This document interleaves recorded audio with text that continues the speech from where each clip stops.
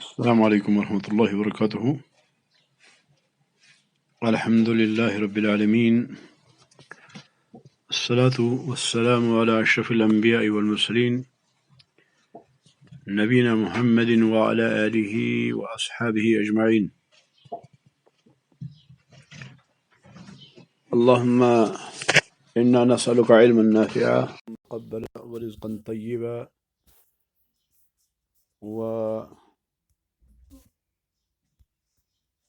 وتجارة لن تبور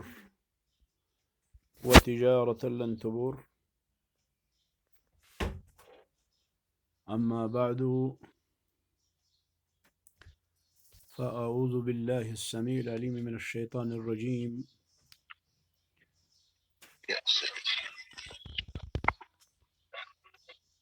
يقول شيخ الإسلام محمد بن عبد الوهاب رحمة الله عليه: فإن قال أنا لا أعبد إلا الله،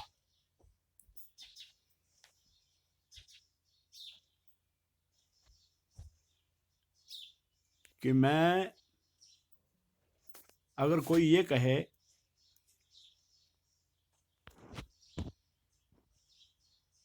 کہ میں عبادت صرف اللہ کی کرتا ہوں،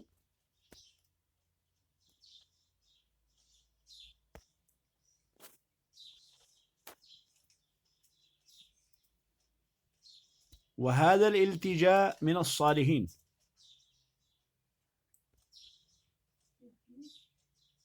اور یہ جو صالحین سے التجا ہے، وَدُعَاؤُهُمْ، اور ان سے دعا کرنا ہے، لَيْسَ بِعِبادہ، یہ عبادت نہیں ہے۔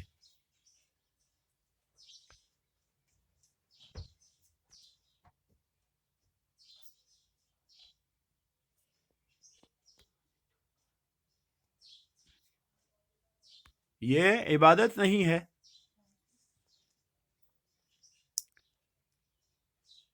تو آپ جواب دیں: انت تقر ان اللہ فرض علیک اخلاص العبادہ للہ، کہ آپ اس بات کا اقرار تو کرتے ہیں کہ اللہ تعالی نے آپ پر اخلاص عبادہ کو فرض کیا ہے، عبادت کے اندر اخلاص کو اللہ تعالی نے آپ پہ فرض کیا ہے۔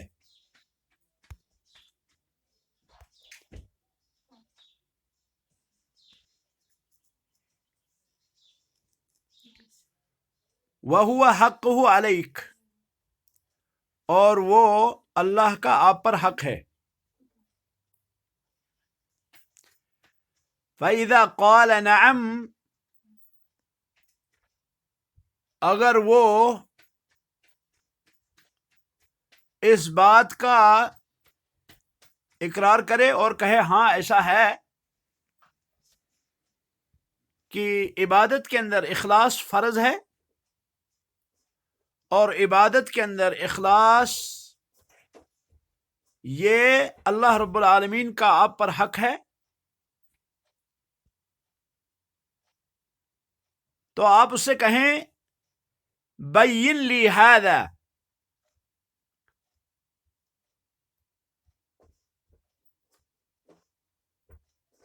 مجھے بیان کریں یہ چیز جو اللہ نے آپ پہ فرض کی ہے، وہ اخلاص العبادت للہ وحدہ، کہ یہ عبادت کے اندر اخلاص کیا ہے آخر، اور یہ کہ جو آپ پر حق ہے وہ کیا ہے،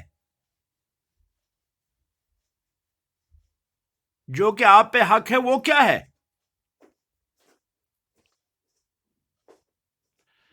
اب یہاں پہ اگر وہ شخص نہیں جانتا کہ عبادت کس کو کہتے ہیں، عبادت کی اقسام کیا ہے، تو آپ عبادت کی اقسام کو اور عبادت کو بیان کریں اس سے۔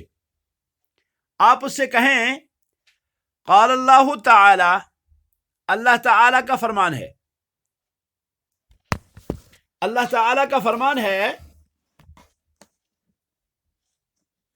ادعوا ربکم تضرعا وخفیہ انہ لا يحب المعتدین.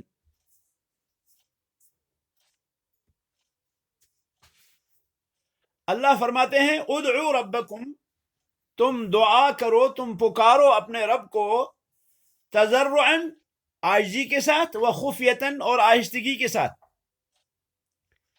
انہ لا يحب المعتدین، بے شک کہ اللہ رب العالمین معتدین کو نہیں چاہتا. اللہ رب العالمین معتدین کو پسند نہیں کرتا. اللہ رب العالمین حد سے تجاوز کرنے والوں کو نہیں چاہتا. سورۃ اعراف آیت نمبر 55.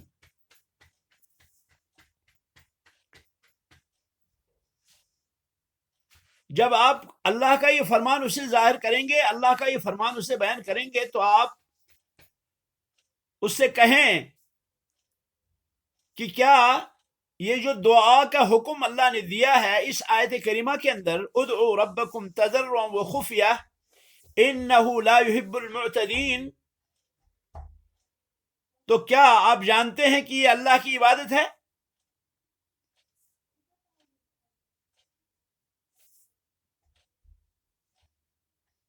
ظاہر سی بات ہے وہ کہے گا ہاں. اور دعا جو ہے یہ عبادت کی مغز ہے. والدعاء مخ العبادہ، والدعاء مخ العبادہ،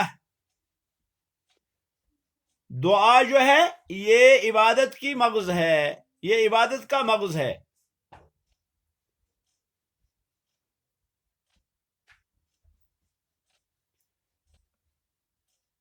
ایک اور حدیث میں ہے الدعاء هو العبادہ،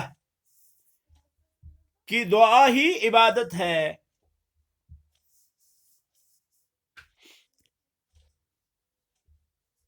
جب آپ اسے کہیں گے کہ ادعوا ربکم تضرعا وخفیہ انہ لا يحب المعتدین میں جو دعا ہے، تو یہ دعا کیا عبادت ہے یا نہیں؟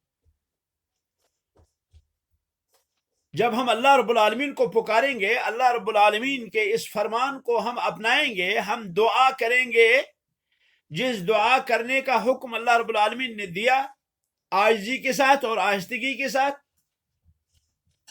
تو کیا جب یہ دعا ہم کریں گے تو کیا یہ عبادت ہے کہ نہیں ہے؟ تو وہ ضرور کہے گا کہ ہاں یہ عبادت ہے، کیونکہ دعا جو ہے یہ عبادت کی مغز ہے. اس کے بعد کہتے ہیں فَقُلْ لَهُ، اس سے آپ کہیں اذا اقررت انہا عبادت، جب آپ اس بات کا اقرار کر رہے ہیں کہ یہ عبادت ہے، وَدَعَوْتَ اللَّهَ لَيْلًا وَنَهَارًا، اور شب و روز آپ اللہ سے دعا کرتے ہیں، خوفاً وطمعاً، ڈرتے ہوئے بھی اور امید سے بھی. آپ اللہ رب العالمین سے جو دعا کرتے ہیں اس میں آپ کا خوف بھی ہے اور اس میں آپ کی امید بھی ہے. خوف اس بات کا ہے کہ اگر میں اللہ سے نہ مانگوں تو اللہ مجھ پہ غضبناک ہوگا، کیونکہ اللہ تعالیٰ نے فرمایا ان الذین یستکبرون عن عبادتی سیدخلون جہنم داخرین، وہ لوگ جو میری عبادت سے اعراض کرتے ہیں وہ جہنم میں رسوا اور خوار ہو کے داخل ہوں گے. یہاں پر عبادتی جو ہے یہ دعائی، یعنی مجھ سے مانگنے میں، کیونکہ آیت کے پہلے حصے میں جو ہے اللہ رب العالمین نے حکم دیا کہ تم کیا کرو، تم اللہ سے دعا کرو، اور آخر میں کیا کہا ان الذین یستکبرون عن عبادتی سیدخلون جہنم داخرین. تو گویا کہ اگر ہم اللہ رب العالمین سے مانگیں گے نہیں تو اللہ رب العالمین غضبناک ہوں گے. اللہ رب العالمین غضبناک ہوں گے، اللہ کا غضب ہوگا ہم پر کہ یہ میرے بندے مجھ سے مانگتے نہیں، کہ یہ میرے بندے مجھ سے سوال نہیں کرتے.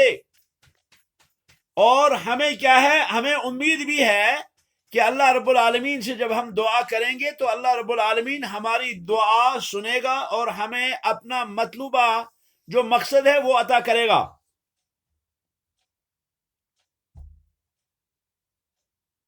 جب آپ نے اس بات کا اقرار کر لیا کہ یہ کیا ہے، یہ عبادت ہے، اور آپ رات و دن اللہ رب العالمین سے دعائیں بھی کرتے ہیں اور خوف بھی ہے آپ کو اور ڈر بھی ہے، اور پھر کیا کرتے ہیں آپ؟ پھر جو چیزیں آپ اللہ سے مانگتے ہیں وہی چیزیں، وہی حاجات، وہی ضروریات آپ کسی نبی سے سوال کرتے ہیں یا کسی ولی سے مانگتے ہیں. یعنی اللہ سے تو مانگا آپ نے، یہ حق ہے، کیونکہ اللہ نے فرمایا ادعوا ربکم تضرعا وخفیہ. لیکن آپ اتنا ہی نہیں کرتے بلکہ آپ اللہ کے علاوہ یہی دعائیں غیر اللہ سے بھی کرتے ہیں. اللہ سے آپ کہتے ہیں الہی مجھے شفا دے دے، اس میں کوئی حرج نہیں کیونکہ شفا دینے والی ذات اللہ کی ہے.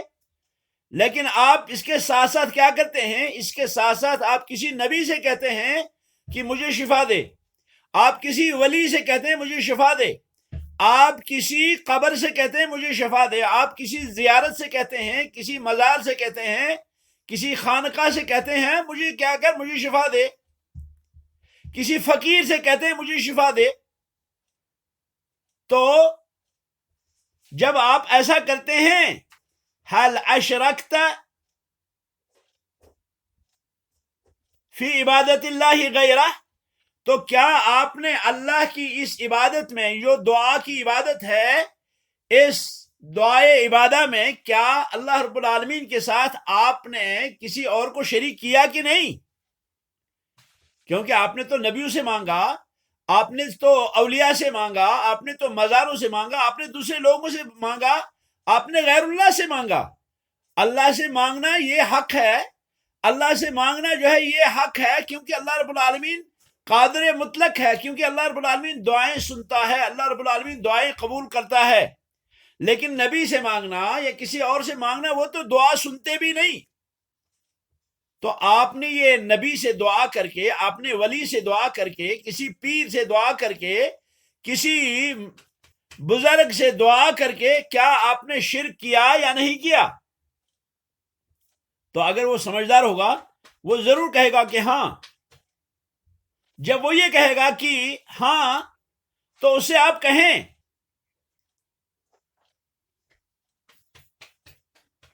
جب آپ اللہ کے فرمان کو فصلی لربک وانحر کو جان جائیں گے، جب آپ جان لیں گے کہ اللہ رب العالمین کہتا ہے فصلی لربک، کہ آپ نماز پڑھو اپنے رب کی، وانحر آپ قربانی کرو اپنے رب کے لیے،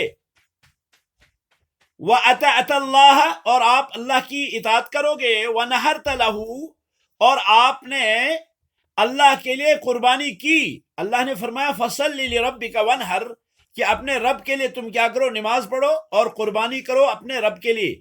اب جب آپ نے نماز پڑھی اپنے رب کے لیے، آپ نے قربانی کی اپنے رب کے لیے، تو یہ آپ کے نماز پڑھنا اور آپ کی قربانی کرنا کیا یہ عبادت ہے یا نہیں ہے؟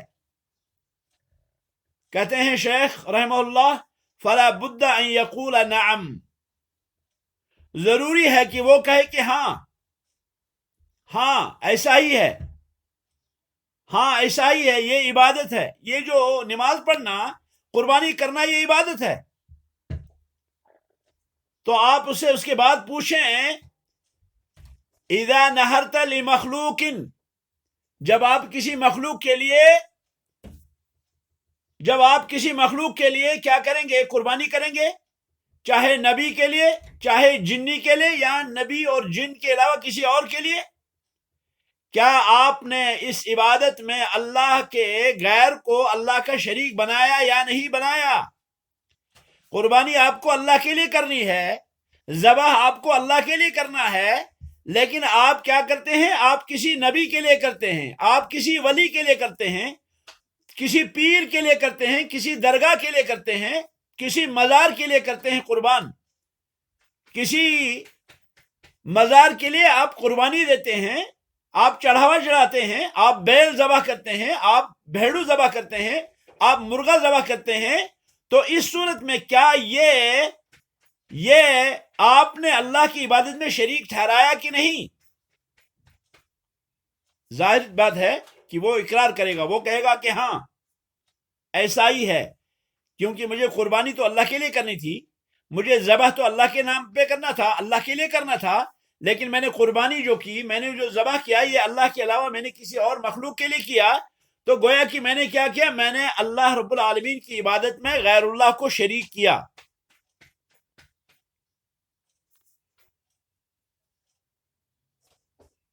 اس کے بعد شیخ فرماتے ہیں رحمت اللہ علیہ،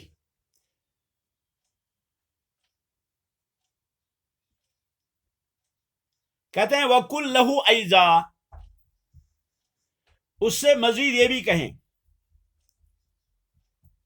یعنی مشرک جو ہے اس سے مزید یہ بھی کہیں، وہ کہ ایک اور جواب دے رہے ہیں شیخ رحمت اللہ علیہ۔ کیا سوال کریں؟ سوال کریں کہ المشرکون الذین نزل فیہم القرآن، کہ جن مشرکین کے بارے میں قرآن نازل ہوا، هل كانوا يعبدون الملائکۃ والصالحین واللات وغیر ذلک، کیا وہ ملائکہ، صالحین اور لات وغیرہ کی عبادت کرتے تھے یا نہیں کرتے تھے؟ فلا بد ان یقول نعم، ضروری ہے کہ وہ کہے کہ ہاں، کیونکہ جب میں نے اس سے کہا تھا فرشتوں کی عبادت مت کرو، صالحین کی عبادت مت کرو، لات کی عبادت مت کرو، انبیاء کی عبادت مت کرو، تو اس نے کہا تھا کہ ہم ان کی عبادت تو نہیں کرتے، ہم تو ان کو پکارتے ہیں، ہم تو ان کو اللہ کے قریبی سمجھتے ہیں۔ تو اس بات کا تو وہ اقراری ہے کہ یہ جو مشرکوں کا کام ہے، اللہ کے علاوہ کسی اور کی عبادت کرنا، یہ مشرکوں کا کام ہے، تو وہ ضرور کہے گا کہ ہاں، مشرکین مکہ جو تھے وہ فرشتوں کو بھی عبادت کرتے تھے، وہ صالحین کی عبادت کرتے تھے، وہ لات کی عبادت وغیرہ کی عبادت کرتے تھے۔ تو اس سے آپ کہیں کہ ان کی جو عبادت تھی ان کی وہ کیا تھی؟ وَهَلْ كَانَتْ عِبَادَتُهُمْ إِيَّاهُمْ، اور کیا ان کی جو عبادت ان کی تھی، کیا وہ دعا، ذبح اور التجا کے علاوہ کوئی اور چیز تھی؟ وہ جو عبادت کرتے تھے وہ یہی نہ کہ وہ دعا کرتے تھے ان سے، وہ یہی نہ کہ وہ کیا ہے جو ہے جانور ذبح کرتے تھے ان کے مزاروں پہ جا کے، ان کی قبروں پہ جا کے، یہی نہ کہ وہ التجائیں کرتے تھے ان سے، وہ ان سے اپنی جو ہے مشکلات وہ جو ہے پیش کرتے تھے وغیرہ۔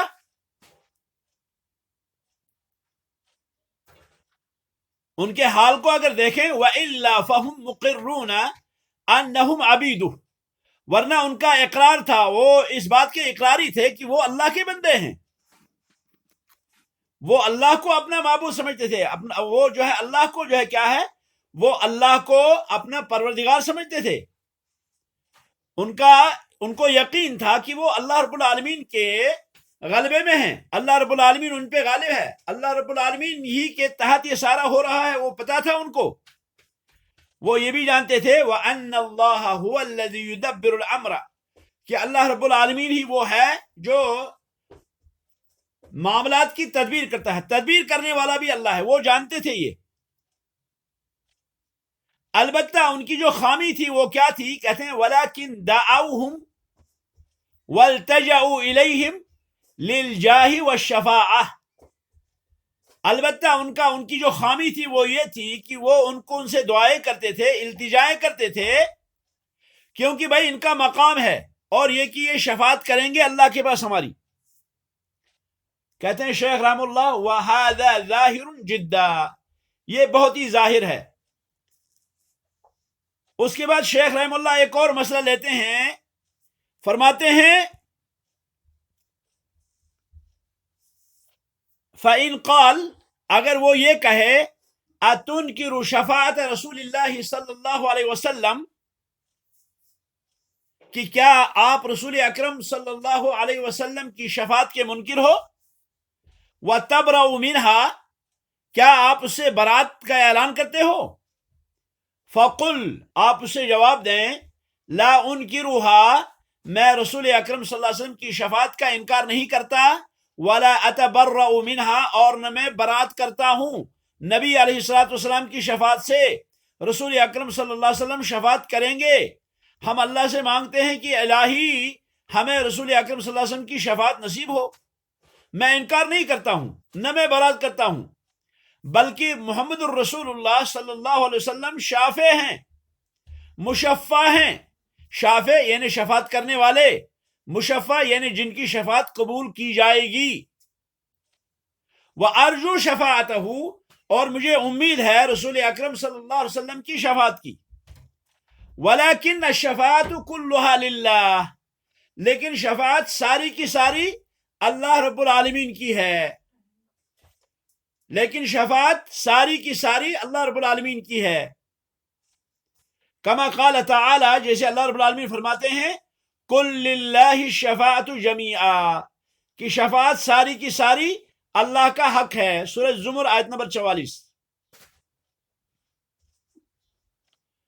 ولا تکون الا من بعد اذن اللہ، یہ جو شفاعت کریں گے رسول اکرم صلی اللہ علیہ وسلم، یہ تب شفاعت کریں گے جب اللہ رب العالمین اذن دیں گے، جیسے اللہ نے فرمایا من ذا الذی یشفع عندہ الا باذنہ، من ذا الذی یشفع عندہ الا باذنہ، من ذا الذی یشفع عندہ الا باذنہ، کون ہے وہ جو شفاعت کرے گا اللہ کے پاس مگر اللہ کی اجازت سے۔ تو گویا کہ اللہ رب العالمین جب اجازت دیں گے تب شفاعت کریں گے محمد الرسول اللہ صلی اللہ علیہ وسلم۔ ولا يشفع في احد الا من بعد ان يأذن اللہ فيه، اور رسول اکرم صلی اللہ علیہ وسلم شفاعت نہیں کریں گے مگر بعد اس کے کہ اللہ رب العالمین اجازت دے، جیسا اللہ نے فرمایا ولا يشفعون الا لمن ارتضى، کہ شفاعت کرنے والے شفاعت نہیں کریں گے مگر اس کے لیے شفاعت کریں گے جس سے اللہ خوش ہو، سورہ انبیاء آیت نمبر 28۔ اللہ رب العالمین کس سے خوش ہوتا ہے؟ اللہ رب العالمین توحید سے خوش ہوتا ہے۔ وَلَكِنَّ اللَّهَ حَبَّبَ إِلَيْكُمُ الْإِيمَانَ وَزَيَّنَهُ فِي قُلُوبِكُمْ وَكَرَّهَ إِلَيْكُمُ الْكُفْرَ وَالْفُسُوقَ وَالْعِصْيَانَ، اللہ تعالیٰ نے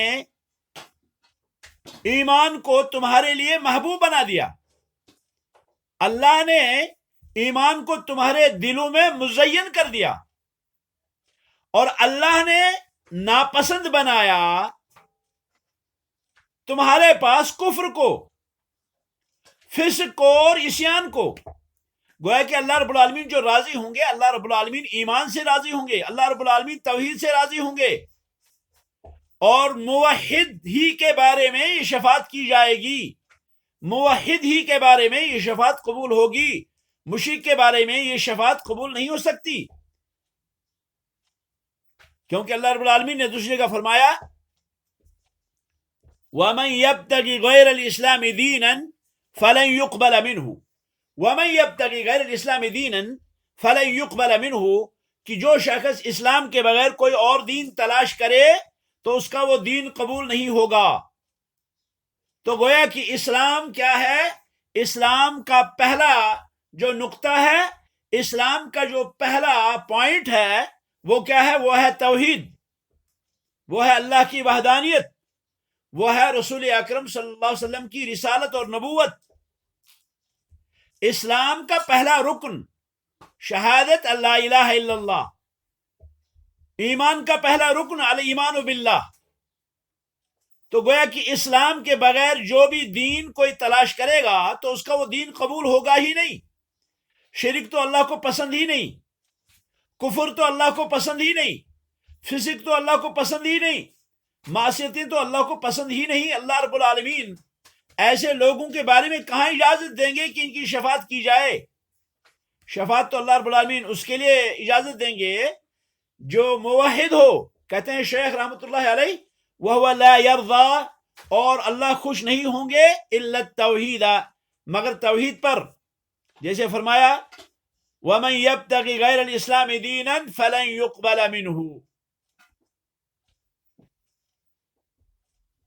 فَإِذَا كَانَتِ الشَّفَاعَةُ كُلُّهَا لِلَّهِ، اب جب شفاعت ساری کی ساری اللہ کے لیے ہے، وَلَا تَكُونُ إِلَّا مِن بَعْدِ إِذْنِهِ، اور شفاعت نہیں ہوگی مگر اللہ کی اجازت کے بعد، وَلَا يَشْفَعُ النَّبِيُّ صلی اللہ علیہ وسلم وَلَا غَيْرُهُ فِي أَحَدٍ حَتَّى يَأْذَنَ اللَّهُ فِيهِ، نبی صلی اللہ علیہ وسلم شفاعت نہیں کریں گے، اور نبی صلی اللہ علیہ وسلم کے علاوہ کوئی اور شفاعت کرے گا کسی کے بارے میں، یہاں تک کہ اللہ رب العالمین اجازت نہ دے۔ اور وَلَا يَأْذَنْ إِلَّا لِأَهْلِ التَّوْحِيدِ، اور اللہ رب العالمین اجازت نہیں دیں گے مگر موحد کے لیے، توحید والوں کے لیے۔ توحید هو افراد اللہ بالعبادہ، هو افراد اللہ بخصائصہ، هو افراد اللہ باسمائہ وصفاتہ، هو افراد اللہ فی الربوبیہ۔ تو گو کہ توحید والے ہی کے لیے اجازت دیں گے اللہ رب العالمین۔ اس سے پتہ چلا کہ شفاعت ساری کی ساری اللہ کی ہے۔ ہم اس سے کہیں گے پتہ چلا کہ شفاعت ساری کی ساری اللہ کا حق ہے، تو اللہ سے مانگو، اللہ سے شفاعت مانگو اور اللہ سے کہو اللہم لا تحرمنی شفاعتہ، الہی مجھے رسول اکرم صلی اللہ علیہ وسلم کی شفاعت سے محروم مت فرما۔ اللہم شفعہ فی، الہی محمد الرسول اللہ صلی اللہ علیہ وسلم کو میرا شافع بنائیں۔ اور اس قسم کی دعائیں آپ کر سکتے ہیں۔ تو گویا کہ اگر وہ یہ کہے کہ کیا آپ شفاعت کا انکار کریں گے، تو ہم کہیں گے ہم شفاعت کا انکار نہیں کرتے، البتہ ہم یہ کہیں گے کہ شفاعت جو ہے، شفاعت ہوگی، یہ اللہ کا حق ہے، اللہ جس کو اجازت دے گا شفاعت کرنے کی وہی کرے گا، اور جس کے بارے میں اللہ رب العالمین اجازت دیں گے شفاعت کرنے کی اسی کے بارے میں شافع شفاعت کریں گے۔ اس لیے ہم اللہ سے کہیں گے الہی مجھے شفاعت سے محروم نہ فرما، الہی نبی علیہ السلام کی شفاعت میرے بارے میں قبول فرما۔ کہتے ہیں شیخ رحمت اللہ علیہ فَإِنْ قَالَ، اگر وہ یہ کہے کہ النبی صلی اللہ علیہ وسلم اوتی الشفاعہ وانا اطلب مما آتاہ، اگر وہ یہ کہے کہ نبی صلی اللہ علیہ وسلم کو شفاعت دی گئی اور میں وہ دی ہوئی شفاعت جو اللہ نے ان کو دی وہ مانگ رہا ہوں، تو اس کا جواب کیا ہوگا؟ تو کہتے ہیں فالجواب، اس کا جواب یہ ہے ان اللہ آتاہ الشفاعہ، کہ اللہ رب العالمین نے نبی علیہ السلام کو شفاعت دی ہے، وَنَهَاكَ عَنْ هَذَا، لیکن آپ کو ان سے شفاعت کرنے سے منع کیا ہے۔ فقال، تو فرمایا فَلَا تَدْعُوا مَعَ اللَّهِ أَحَدًا، کہ آپ اللہ کے علاوہ کسی اور سے دعا مت کریں۔ گویا کہ آپ کو اگر دعا کرنا ہے تو آپ دعا کریں کس سے؟ آپ اللہ سے دعا کریں، آپ اللہ سے مانگیں۔ اللہ کے علاوہ کسی ایسے شخص سے دعا کرنا جو اس کا مالک ہی نہیں، جو اس کے اختیار میں نہیں، یہ کہاں جائز ہے؟ کہتے ہیں شیخ رحمت اللہ علیہ فَإِذَا كُنْتَ تَدْعُ اللَّهَ، پس اگر آپ اللہ سے دعا کرتے ہیں أَن يُشَفِّعَ نَبِيَّهُ فِيكَ، کہ وہ اپنے نبی کو آپ کا شافع بنائے، فَأَطِعْهُ، تو آپ پھر کیا کریں؟ آپ پھر اللہ کی اس قول کی اطاعت کریں، اللہ کی اس بات کو مانیں کہ اللہ رب العالمین کیا کہتے ہیں فَلَا تَدْعُوا مَعَ اللَّهِ أَحَدًا، کہ آپ اللہ کے ساتھ کسی اور کو مت پکاریں۔ وَأَيْضًا، اور یہ بھی کہ شفاعت جو ہے یہ تو نبی علیہ السلام کو بھی دی گئی اور نبی علیہ السلام کے علاوہ دوسرے لوگوں کو بھی دی گئی۔ صحیح احادیث میں ثابت ہے کہ فرشتے جو ہیں وہ شفاعت کریں گے، اولیاء بھی شفاعت کریں گے، اور وہ بچے بھی شفاعت کریں گے جو بچپنے میں وفات کر گئے ہیں۔ کیا آپ یہ کہتے ہو کہ اللہ نے ان کو شفاعت دی ہے میں ان سے مانگوں گا؟ تو وہ جواب دے گا کہ نہیں، میں ان سے نہیں مانگتا۔ اور اگر وہ کہتا ہے میں ایسا کرتا ہوں تو گویا کہ وہ یہ کہتا ہے کہ میں صالحین کی عبادت کر رہا ہوں، وہ عبادت کر رہا ہوں جس کا اللہ رب العالمین نے قرآن کریم کے اندر ذکر فرمایا۔ اور اگر وہ کہتا ہے کہ نہیں میں ان سے نہیں مانگتا تو بطل قولک، تو آپ کی بات پھر جو ہے وہ باطل ہوئی۔ آتاہ اللہ الشفاعۃ وانا اطلبہ مما آتاہ، کہ میں اللہ تعالیٰ نے ان کو شفاعت دی اور میں وہی شفاعت آپ سے مانگ رہا ہوں۔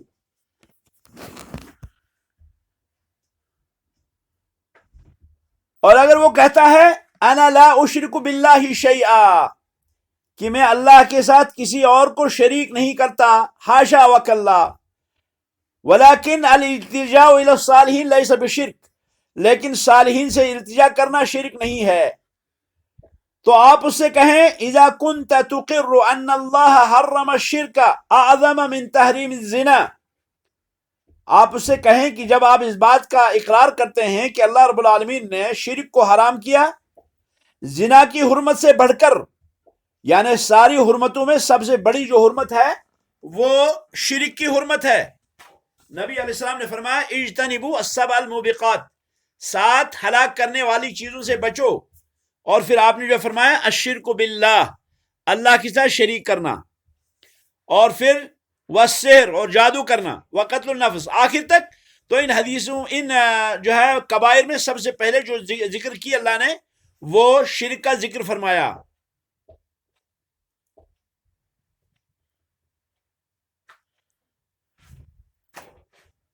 اگر وہ اس بات کا اقرار کرتا ہے کہ اللہ تعالیٰ نے شرک کو حرام کیا ہے اور زنا سے بڑھ کر حرام کیا ہے، اور اس بات کا تو اقرار کرتا ہے کہ اللہ رب العالمین اس کو معاف نہیں کرے گا، تو اسے یہ بتائیں کہ کون سی چیز ہے جسے اللہ رب العالمین نے حرام کیا، اور جس کے بارے میں اللہ رب العالمین نے فرمایا کہ یہ کرنے والے کو اللہ رب العالمین کیا ہے، مغفرت نہیں کریں گے۔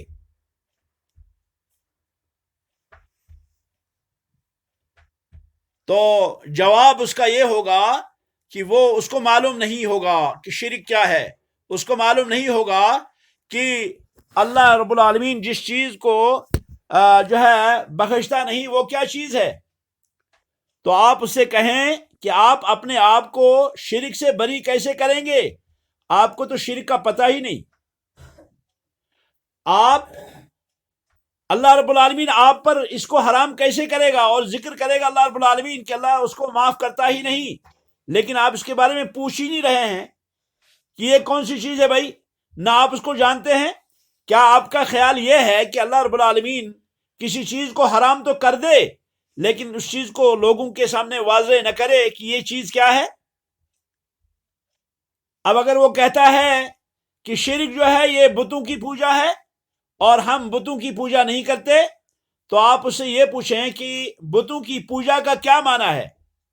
کیا آپ کا خیال یہ ہے کہ وہ اس بات کا اعتقاد رکھتے تھے کہ یہ لکڑیاں، یہ پتھر پیدا کرتی ہیں، روزی دیتی ہیں، یہ معاملات کی تدبیر کرتی ہیں، یہ ان لوگوں کے معاملات کو ٹھیک کرتی ہیں جو ان کو پکارتے ہیں؟ اگر ایسا کہتا ہے تو قرآن کریم اس کی تکذیب کرتا ہے، قرآن کریم اس کا رد کرتا ہے، یعنی قرآن کریم کے اندر اس کی تردید ہے۔ اور اگر وہ کہتا ہے کہ یہ وہ لوگ ہیں جو لکڑی کے پاس جاتے ہیں یا پتھر کے پاس جاتے ہیں یا کہیں کسی قبر پر جاتے ہیں اور پھر وہاں پہ دعا کرتے ہیں، وہاں پہ ذبح کرتے ہیں اور کہتے ہیں کہ ہم یہ ذبح اس لیے کرتے ہیں تاکہ یہ ہم کو اللہ کے قریب کریں گے، ہم قربانیاں پیش کرتے ہیں، ہم چڑھاوے چڑھاتے ہیں تاکہ ہم اس سے کیا ہوں، اللہ کے قریب ہوں، اور اس چڑھاوے کی برکت سے، اس نظر و نیاز کی برکت سے ہماری مصیبت ٹل جائے گی، یا اس کی برکت سے ہمیں اللہ دیں گے، تو آپ اسے کہیں صدقتا، آپ نے سچ کہا، آپ سچ کہہ رہے ہیں۔ ان پتھروں کے پاس، ان عمارتوں کے پاس، ان قبروں کے پاس آپ لوگ یہی کرتے ہیں۔ اور اگر جب وہ اس بات کا اقرار کرے تو یہی تو عبادت الاصنام ہے، یہی تو بتوں کی پوجا ہے۔ بتوں کی پوجا بھی تو ایسی ہوتی تھی جیسی پوجا آپ کرتے ہیں، جو اعمال آپ کرتے ہیں قبروں پہ جا کر، مزارات پہ جا کر، وہی تو مشرکین بھی کرتے تھے بتوں کے پاس جا کر۔ آپ کے فعل میں اور ان کے فعل میں کیا فرق رہا؟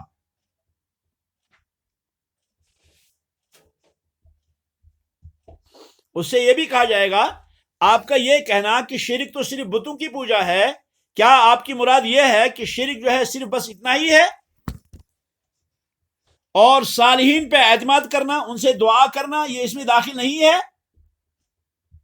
اگر وہ ایسا کہتا ہے تو اس کی تردید تو اللہ کی کتاب کر رہی ہے کہ اللہ نے ان لوگوں کو کافر کہا جن لوگوں نے ملائکہ کو پوجا کیا، جن لوگوں نے عیسیٰ علیہ السلام کو پوجا، جن لوگوں نے صالحین کو پوجا۔ قرآن تو اس کی تردید کر رہا ہے۔ تو کہتے ہیں شیخ رحمۃ اللہ علیہ فلا بد ان یقر لک، ضروری ہے کہ وہ اس بات کا اقرار کرے کہ اس نے اللہ رب العالمین کے ساتھ صالحین کو شریک ٹھہرایا، تو یہی تو وہ شرک ہے جو قرآن کریم میں جو ہے مذکور ہوا، اور کہتے ہیں یہی مطلوب ہے۔